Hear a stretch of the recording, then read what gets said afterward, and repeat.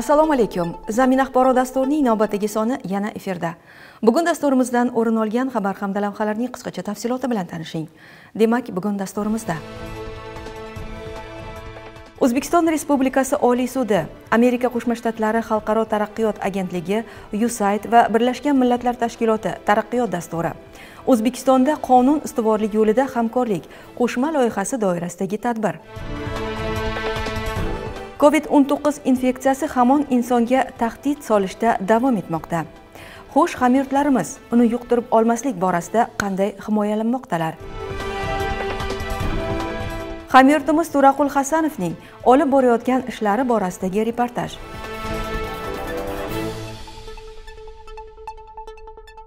Endi turli mavzularda tayyorlangan xabar hamda lavhalarning to'liq tafsiloti bilan tanishing.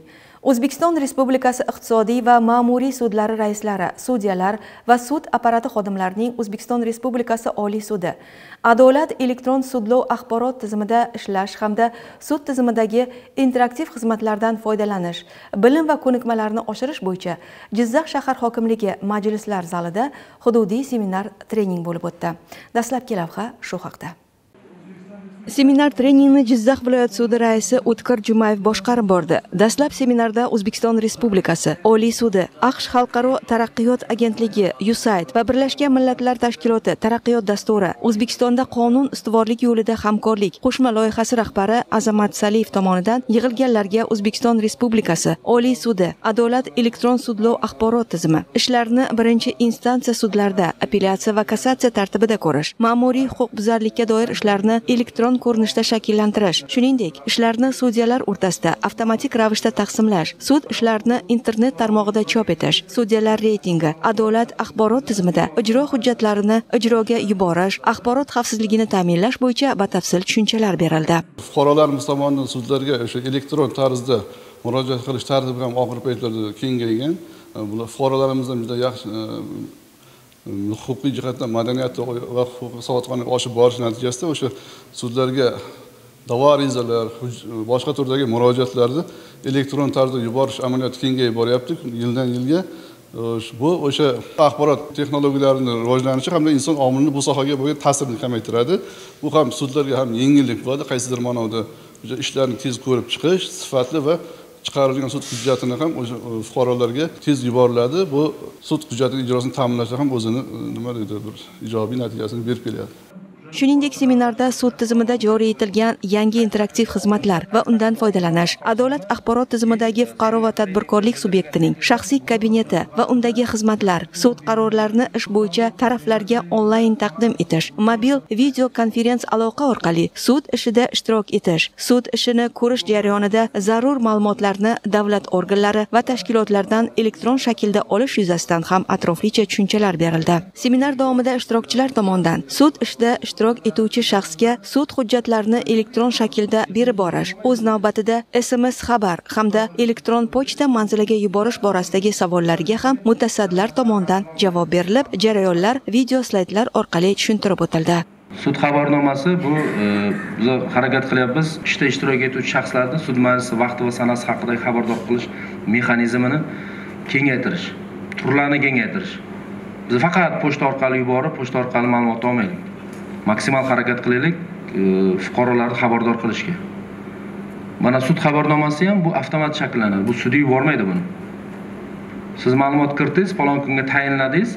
O'sha tayinlanganlik haqidagi ma'lumotingizni bemalol ishda ishtirok etuvchi shaxslar bu avtorizatsiyadan o'tadi. Bu to'g'ridan-to'g'ri hamma uchun ochiq emas. Olib, sud xabarnomasi, ya'ni sud chaqiruv qog'ozini o'zi shakllantirib oladi.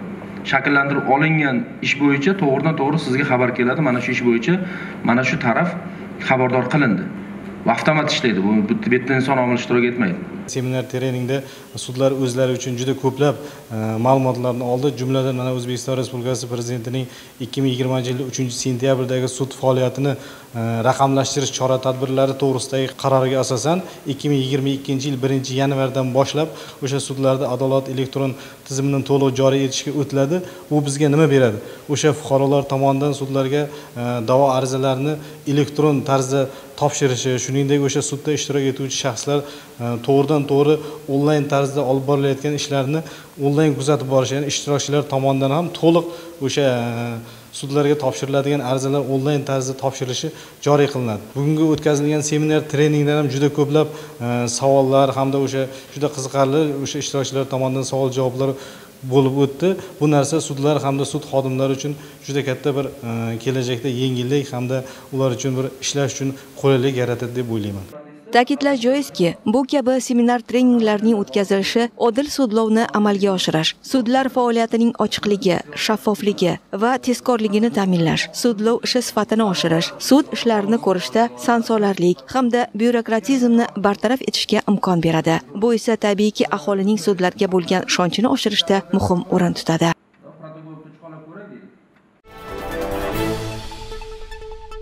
Dasturimiz davom etadi. Jizzax shahar hokimi tashabbusi bilan yosh oilalarda va o'sib kelayotgan avlodlarda milliy urf-odatlarimiz va qadriyatlarimizni shakllantirish maqsadida turli millat vakillari o'rtasida O'zbekiston umumiy uyimiz shiori ostida tadbir tashkil etildi. Navbatdagi lavha shu xususda.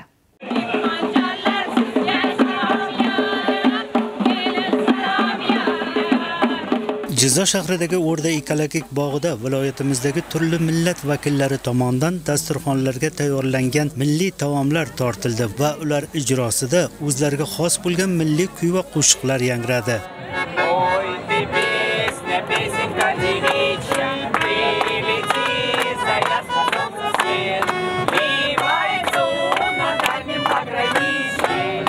O'zbekiston umumiy uyimiz shiori ostida tashkil etilgan tadbirda ko'p yillardan buyon ahillikda yashab kelayotgan ota-onalar va ularning kelinlari ishtirok etgan holda milliy taomlar, salat tayyorlash hamda alla aytish bo'yicha o'zlarining qanchalik chaqqon hamda pazanda ekanliklarini yig'ilganlar oldida namoyish etdilar.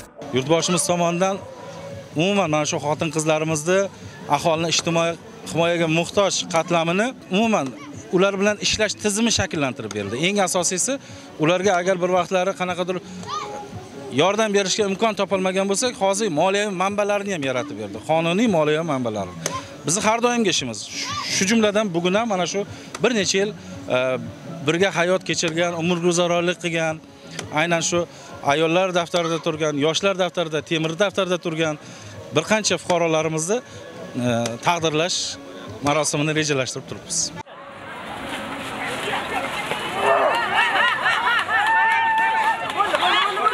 Tadbirda shuningdek sport o'yinlari ham o'rin oldi. Albatta bunday tadbirlarning tashkil etilishi yurtimizda qaynona kelinlar o'rtasidagi munosabatlarni yaxshilashga, mahallalarda sportni rivojlantirib, sog'lom turmush tarzini shakllantirishga hamda ayollar, yoshlar hamda temir daftardagi xotin-qizlar bandligini ta'minlashga xizmat qilishiga qaratilgani bilan yanada ahamiyatlidir. Ko'tarinki ruhda bo'lib o'tgan tadbir konsert dasturiga ulanib ketdi.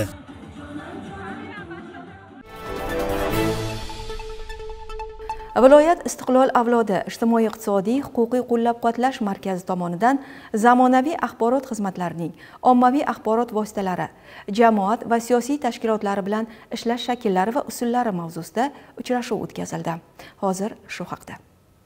O'zbekiston Respublikasining 2020-yil 17-avgust kuni qabul qilingan odam savdosiga qarshi kurashish to'g'risidagi qonunning ijrosini ta'minlash, shuningdek fuqarolik jamiyati institutlari tizimida ommaviy axborot vositalarining roli va o'rnini kuchaytirish, davlat organlari faoliyati ustidan samarali jamoatchilik nazoratini amalga oshirishni ta'minlash, jurnalistlarning tashkilot va idoralar, jamoat tashkilotlari axborot xizmatlari bilan aloqalarini yaxshilash, shuningdek ularning malakasi hamda ixtisoslashuvini chuqurlash maqsadida tashkil etilgan uchrashuvga viloyatimizdagi axborot xizmatlarining xodimlari, jurnalist va blogerlar taklif etildilar. Odam savdosi va majburiy mehnatga qarshi kurashish bo'yicha viloyat hududiy komissiyasi, viloyat hokimiyati hamda nodavlat notijorat tashkilotlari hamkorlikda Respublikamiz hududida 30-iyundan 30-iyul kuniga qadar o'tkaziladigan odam savdosiga qarshi kurashish aksiya doirasida viloyat ommaviy axborot vositalari, davlat tashkilotlarida faoliyat olib borayotgan matbuot kotiblari hamda viloyatimizdagi blogerlar ishtirokida seminar trening tashkil etildi. Ushbu seminar treningdan maqsad mazkur aksiya doirasida o'tkazilayotgan tadbirlarni hamda odam savdosiga qarshi kurashish bo'yicha olib borilayotgan targ'ibot-tashviqot ishlarini keng ommaga yoritish borasida viloyatimizdagi ommaviy axborot vositalari va blogerlar bilan ish faoliyatini olib borishda hamkorlikni yo'lga qo'yish maqsad qilib olingan. Uchrashuv ochiq muloqot tarzida olib borildi. Unda O'zbekiston Respublikasining odam savdosiga qarshi kurashish to'g'risidagi yangi tahrirdagi qonuni bo'yicha jabrlanuvchilarni dastlabki va yakuniy identifikatsiya qilish mexanizmlari haqida hamda ushbu qonunning mazmun mohiyati, kiritilgan qo'shimcha va o'zgartirishlar haqida, odam savdosidan jabrlangan shaxslarni reabilitatsiya qilish va moslashtirish, ularga ijtimoiy, tibbiy hamda huquqiy yordam ko'rsatish masalalari haqida ma'lumotlar berildi. Shuningdek, uchrashuv davomida akamdan xat videoroligi ham namoyish etildi. Rahmat. O'z tizimisiz bardan baqat kelarsiz. Xudoga shukr, rahmat. Narimon uydamidi? Narimon uyda yo'qmi?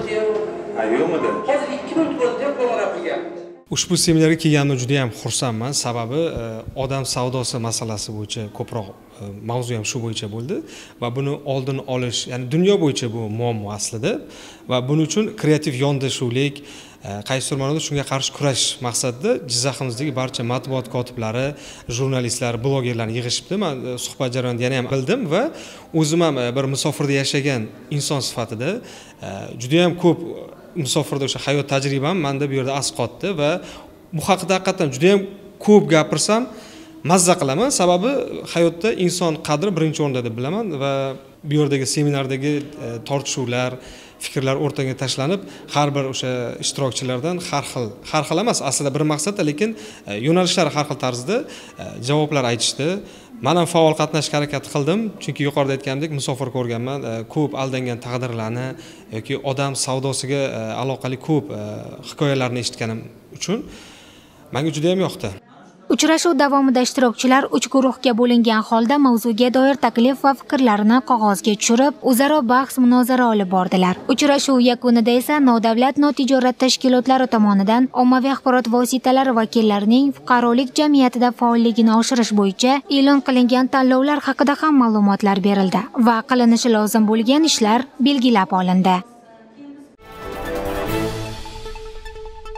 COVID-19 pandemiyasi ilk marotaba Xitoyning Uxan shahrida qayd etilgan edi. Kasallik tufayli Yaponiya, Xitoy, Janubiy Koreya, Eron va Amerika Qo'shma Shtatlarida pandemiya o'choqlari yuzaga keldi. Garchi mamlakatimizda bu ofatni jilovlashda sezilarli natijalarga erishilgan bo'lsa-da, biroq koronavirus bizni butkul tark etgani yo'q. Navbatdagi lavhada aynan shu xususda so'z yuritiladi.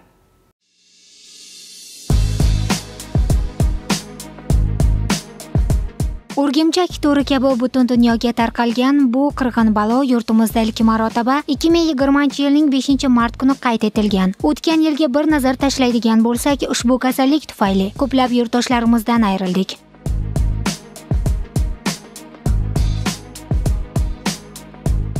Shukrki, joriy yil vaziyat o'tgan yilga nisbatan bir muncha yaxshilandi. Biroq bu karantin qoidalariga rioya qilmaslik kerak degani emas. Ayniqsa aholi gavjum hududlarda albatta tibbiy niqob taqib, oraliq masofani saqlagan holda yurishni davom ettirmog'imiz lozim. Jizzax shahar sanitariya epidemiologiya osoyishtalik markazi mas'ul xodimlari va ijodiy guruhimiz birgalikda shahrimizdagi markaziy dehqon bozori hududiga tashrif buyurdik. Maqsad esa aholini yana bir bor hushyorlikka chaqirishdir.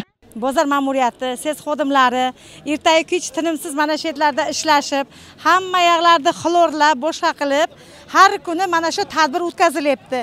Lekin shunga qaramasdan ko'p aholilar maska taqmasdan, o'zini sog'ligiga qaramasdan mana shunday qilib mana kasalliklarni yuqtiryapti. Shuning uchun aholidan iltimos qilardik, bozor xodimlariga ham, ses xodimlariga ham gap tegmasligi uchun, hamma o'zini sog'ligini saqlash uchun, bolalarimizga ham, o'zimizga ham hamma narsa yaxshi bo'lish uchun hammadan niqob bo'lishini xohlaymiz. Diqqat, diqqat. Hurmatli fuqarolar, o'zingiz va yaqinlaringiz hayotini xavf ostiga qo'ymang. Soha xodimlari bozor hududidagi bir necha go'zallik salonlarini ham ko'zdan kechirdilar. Bozor ma'muriyatini ogohlantirishlariga qaramay, ba'zi go'zallik saloni xodimlari tibbiy niqobdan foydalanmayotganiga guvohi bo'ldik. Aholi gavjum bozor hududidagi bir qancha yurtdoshlarimizga nega tibbiy niqob taqmadingiz deya savol berganimizda aniq bir javob ola olmadik. Hozirda o'zida taqamiz. Skitudim yechuvdimda o'z. Niqobimiz qolib ketibdi, taqib olamiz. Niqob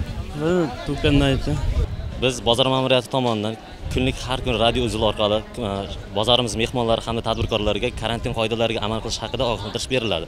bozor ma'muriyati tomonidan nazoratchilar hamda Milliy gvardiya xodimlari tomonidan har bir iste'molchilarga tibbiy niqobda antiseptiklardan foydalanish haqida kunlik ogohlantirish beriladi hamda nazorat olib boriladi. Ogohlantirishga qaramasdan ba'zi bir tadbirkorlar, fuqarolar o'zini hayotini va atrofdagilar hayotini o'ylamagan holatda tibbiy niqobdan foydalanmasdan antiseptik holatlariga e'tibor qilmagan holatda hammani hayotiga xavf solmoqda. Tibbiy niqoblaringizni taqib, karantin qoidalariga to'liq amal qilinglar.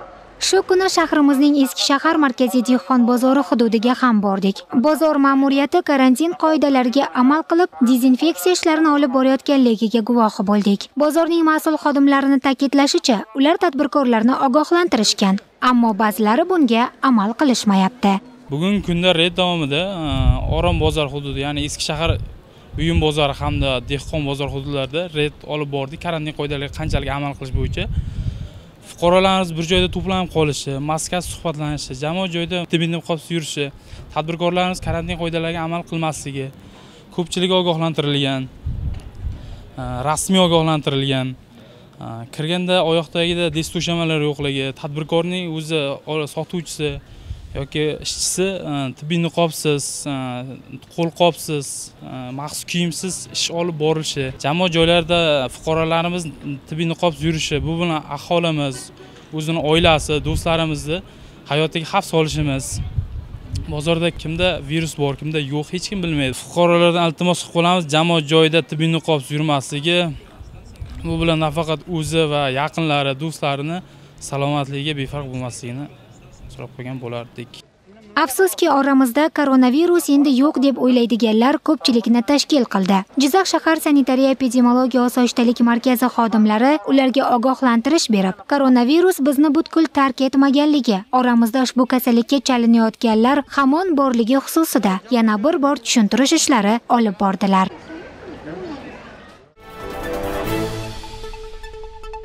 Dasturimiz davom etadi. Kasb tanlash har bir inson hayotidagi eng muhim tanlovlardan biri. Kasb nafaqat daromad topish manbai, balki umrning asosiy qismiga sarflanadigan faoliyat hamdir. Inson umrining eng muhim damlari ishda va oilada kechadi. Shunday ekan, inson sevgan kasbidan va oilasidan qoniqish hosil qilib yashasa, turmushi chiroyli kechadi. Navbatdagi lavhamiz qahramoni hamshahrimiz To'raqul Hasanov hayotda o'z kasbiga mehr qo'ygan ana shunday insonlardan biri. 61 yoshni qarshi olayotgan To'raqul Hasanov Jizzax shahri Bobur mahalla fuqarolar yig'inida yashaydi. U o'z tomorqasida yetishtirilayotgan mahsulotlarni parvarish qilishdan hech ham charchamaydi. Bo'sh vaqti bo'ldi deguncha qo'liga ish qurolini olib, tomorqasidagi begona o'tlarni tozalashga kirishadi. Avvaldan xalqimiz shu dehqon, bog'bon xalqda yer chopmasa, dehqonchilik qilmasa, uyda oldiga ikki tup narsa ekmasa, u yashagandek bo'lmaydi odam. Mana o'zing uyga agar ekib, mana shunday mahsulotlar yetishirsang, uning mazasiga nima yetsin? Uni ishdan keyin ayniqsa 10-15 minut, yarim soatlab bir uyda kelib mana ishlasa, odam butun charchoqlar yozilib ketadi-da. Ya'ni bizda baribir ota-bobomiz dehqon o'tgan, bog'bon o'tgan. Shuning uchun ularda bizning qonimizda ham bor bu narsa. Qo'limizdan kelguncha uyda tomorqada uyda ehtiyojlarni qondirish uchun o'zimiz ekib yetishtirib, hosilidan bahramand bo'lib, iloji bo'lsa qo'shnilarga ham chiqarib turishga to'g'ri keladi. Har bitta oilada, har bitta xonadon bir qarish bo'lsa ham bo'sh qoldirmaslik kerak. Bu narsani albatta katta mana bizni avvaldan madaniyatning markazi bo'lgan mana vodiy haqida o'rganishimiz kerak. Mana tunov kuni vodiylik bir do'stimiz keldi, tomini ustiga, krishasiga. Ustini yopganda izolyatsiya qilgan, tuproq chiqarib qo'yib, ko'kat yetishtiryapti-da. Tomin ustiga. Bizda endi yer keng, mana Jizzaxda, bizni viloyatimizda yerlar ko'p juda. Mana shu yerdan unumli foydalanishimiz kerak. Har bir qarshidan unumli foydalansak, albatta bu o'zimizning ro'zg'orimizga baraka kiritadi. O'z qo'li bilan olib, mana sveji deymiz endi, yangi uzilgan pomidorlar. Mana bu pomidorlarimiz yaqinda tayyor bo'ladi. Mana 1 oy, yarim oy ichida tayyor bo'lib iste'molga chiqadi-da. Endi hovlidan olib, o'z qo'ling bilan yetishtirishga nima yetsin? Shuning uchun har bitta sohamizda mana bu o'zimizda ham shu tartib joriy qilingan, kazasi sohasida ishlaydigan xodimlar hammasi uyida shu ekish, mana shu yetishtirish yo'lga qo'ygan. Ayni kunda lavhamiz qahramoni To'raqul Hasanov Kadastr agentligining Davlat kadastrlari palatasi Jizzax viloyat boshqarmasi, bino, inshootlar va davlat yer kadastrini yuritish bo'limi bosh mutaxassisi lavozimida faoliyat ko'rsatib kelmoqda. U kadastr sohasiga oid yer qonunchiligi bo'yicha talab va me'yorlarni shogirdlariga erinmay o'rgatadi. Hujjatlar bilan ishlashda xato kamchiliklarni to'g'rilab, o'z vaqtida keyin qonun hujjatlari bilan yer qonunchiligiga oid barcha sohadagi tartib tamoyillar bilan ishlash sohalarini yaxshilab menga qunt bilan o'rgatdi. Ustozning shu fuqarolar bilan gaplashganidan men o'rnak olib, o'zimga jo qilib, shu insonday bo'lib fuqarolar bilan gaplashishga va murojaatlarni o'z vaqtida va ijobiy hal qilishga harakat qilaman. Sohadagi 24 yillik ish faoliyati davomida To'raqul Hasanov hamkasblari va murojaatchilar bilan muomalada alohida e'tiborli bo'ladi. Muammolarni o'z vaqtida va ijobiy hal etishga jiddiy e'tibor beradi. Mana uylar ma'lumki keyingi vaqtda bosh reja asosida katta qurishlar bo'lyapti. Tabiiyki, mana shu qurishlarda tagida buzilish ham yotadi-da. Kimningdir uyi buziladi yoki noturar joy obyekti buziladi. Bunday holatlar ham bo'lgan vaqtda albatta davlatimizning chiqargan maxsus farmonlari, qarorlar bor. Ana shu qarorlarda ko'zda tutilgan. Buzilgan paytda albatta u bilan muzokara olib borib, mulk egasi bilan olib boriladi-da, uning roziligi bilan ma'lum pullar to'lanib, kompensatsiya deymiz. To'lovlardan keyin u uy buziladi. Bu boshqa holatga yo'l qo'yilmaydi. Endi boya siz aytgan holatlar ham bo'lib, noqonuniy buzilishlar yoki fuqarolar o'rtasidagi kelishmovchiliklar oqibatida ham. Mana o'tgan yili 19-yilda Sharof Rashid tumanida 7 ta uy buzilishga tushgan ekan. Sud qarori bilan. Unga biz murojaat qildik, uni o'rganib chiqib, mana shu buzilishdan qoldirdik ularni. Sababi narigi da'vogar tarafning o'zi da'volarining tagida asos yo'q ekanda, hujjatlar chuqur o'rganganimizda. Mana 7 ta oila xursand hammasi rahmat deb ketishadi. Biz ish jarayonimizda mana shunday quvonchli holatlar ham bo'lib turadi. O'z muomalasi, ishbilarmonligi, hukumatimiz tomonidan sohaga oid chiqarilayotgan farmon va qarorlar ijrosini ta'minlashda faollik bilan mehnat qilib kelayotgan keksa otaxon bugun barchaga o'rnak bo'layotgani quvonarli albatta. Yurtimizda ana shunday o'z kasbiga mehr qo'ygan To'raqul Hasanov singari yurtdoshlarimiz bisyor ekan, mamlakatimiz rivoji yuksalib boraveradi. Bu dasturimizdan o'rin olgan eng so'nggi lavha edi. Oldinda sizlarni ob-havo ma'lumot kutmoqda. Men esa sizlar bilan xayrlashib qolaman. E'tiboringiz uchun rahmat. Yana Zamin axborot dasturi orqali ko'rishguncha xayr, salomat bo'ling.